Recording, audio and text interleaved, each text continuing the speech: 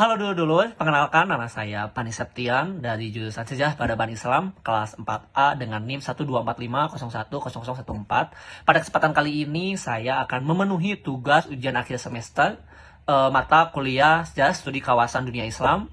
Nah, di sini saya akan mereview buku Studi Kawasan Dunia Islam, Sejarah, Teori, dan Pemetaan Kawasan yang ditulis langsung oleh Profesor Kiai Haji Asep Ahmad Hidayat. Oleh karena itu, stay tuned.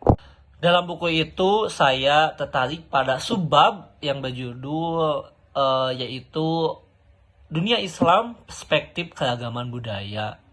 Perlu teman-teman ketahui, sejarah umat Islam merupakan bagian yang dinamis dari pengalaman Islam. Nah, keberhasilan dakwah Islam tidak hanya di Jazirah Arab, tetapi dakwah Islam telah merambah ke seluruh pelosok dunia. Islam bagaikan topan angin puting beliung yang berembus dari padang pasir, menerjang dinding-dinding Jazirah Arab, menemui berbagai daerah dan bangsa yang jiwanya sedang kosong. Nah, Islam dalam waktu yang singkat telah menjadi anutan hampir di seluruh pelosok dunia dan telah melakukan perubahan yang signifikan pada setiap kebudayaan negeri-negeri atau kawasan yang didakwahinya. Merujuk pernyataan John Robert Fall itu teh. Nah, sekarang Islam merupakan suatu kekuatan yang dinamis dalam dunia kontemporer. Terus dalam perspektif kebudayaan atau sejarah peradaban, Islam telah menyumbangkan begitu besar terhadap peradaban Islam, seperti yang dikatakan oleh Huntington, salah satu tokoh, bahwa agama di samping bahasa, sejarah, adat istiadat, dan institusi menjadi unsur objektif pembentukan kebudayaan atau peradaban. Nah, kebudayaan juga yang didefinisikan oleh tokoh yang bernama Clifford Geertz adalah pola yang diturunkan sepanjang sejarah mengenai makna serta simbol-simbol dan juga sebuah kumpulan nilai, kepercayaan, sikap, tata cara, dan gaya hidup yang dianut bersama. Memasuki babak sejarah periode Islam pertengahan pada tahun 945 sampai 1258 Masehi, peradaban Islam berkembang menjadi peradaban internasional yang menyebar keluar batas wilayah Irano sampai Semitik. Gitu. Ekspansi luas didasarkan kepada desentralisasi kekuasaan dan kebudayaan di dalam banyak istana dan dalam dua bahasa utama, yaitu bahasa Arab dan bahasa Persia. Integrasinya melalui lembaga-lembaga sosial, integrasi yang dipertahankan melalui lembaga-lembaga sosial, otonomi, yaitu organisasi sufi, organisasi komersial, dan banyak lainnya. Menurut salah satu tokoh yaitu M. A. Fatah Santosa dengan mengutip Al-Jawiri tahun 1991 dan Said Nasir tahun 1977, terdapat 4 faktor yang mempengaruhi pembentukan keragaman budaya. Faktor pertama adalah faktor paham keagamaan, baik dalam bentuk mazhab fikih maupun orde sufi ataupun tarekat. Nah, contohnya di kawasan Asia Barat, misalnya lebih condong menganut mazhab Malikiyah, Qadiriyah, dan Tijaniyah.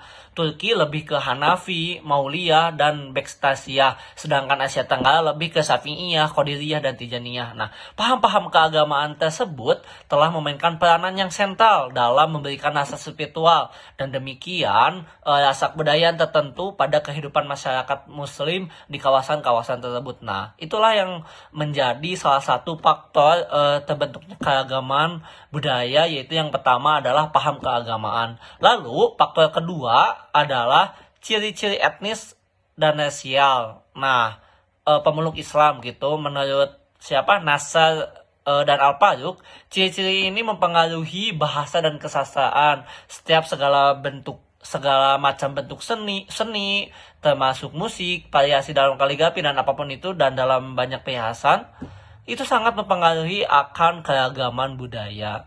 Faktor yang ketiga yaitu faktor pengalaman sejarah. Kesamaan pengalaman sejarah dan jenis kesadaran yang dimiliki sebuah komunitas, masyarakat atau suku bangsa gitu. Tertentu di masa lampau tidak hanya berpengaruh kuat dalam membentuk identitas kebudayaan, tetapi juga dalam menetapkan pola kebudayaan regional atau lokal yang membedakan dasar-dasar budaya mereka dengan budaya lainnya. Pengalaman sejarah ini sangat besar berpengaruh dalam membentuk suatu identitas politik, bangsa, dan yang lainnya. Nah, itu faktor kesamaan kebudayaan atau pengalaman kebudayaan, pengalaman sejarah yang membentuk keragaman budaya gitu ya. Tentunya bukan hanya sadar, tapi membentuk pola yang dibentuk dari dulunya seperti itu. Dan faktor yang terakhir yaitu faktor letak.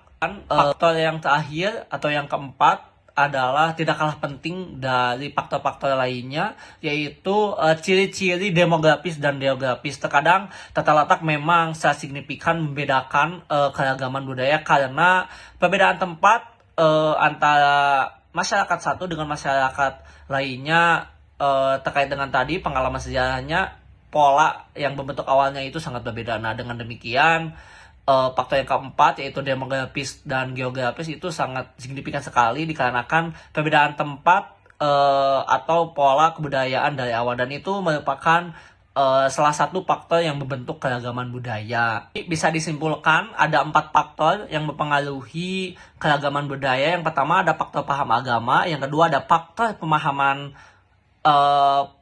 faktor pengalaman sejarah, yang ketiga ada ciri-ciri etnis dan rasial perbedaan, dan yang keempat ada faktor letak geografis dan demografis. Jadi kebudayaan dan peradaban dunia Islam tidak lain adalah suatu hasil akumulasi perjalanan pengumpulan penganut agama Islam ketika berhadapan dengan proses dialektika antara normativitas ajaran wahyu yang permanen dan historias, pengalaman perjalanan manusia di muka bumi yang selalu berubah-ubah. Nah, hubungan ini tarik-menarik keduanya dimensi ini selalu mewarnai perjalanan sejarah umat Islam dari berbagai kawasan dengan keragaman kebudayaannya. Terima kasih.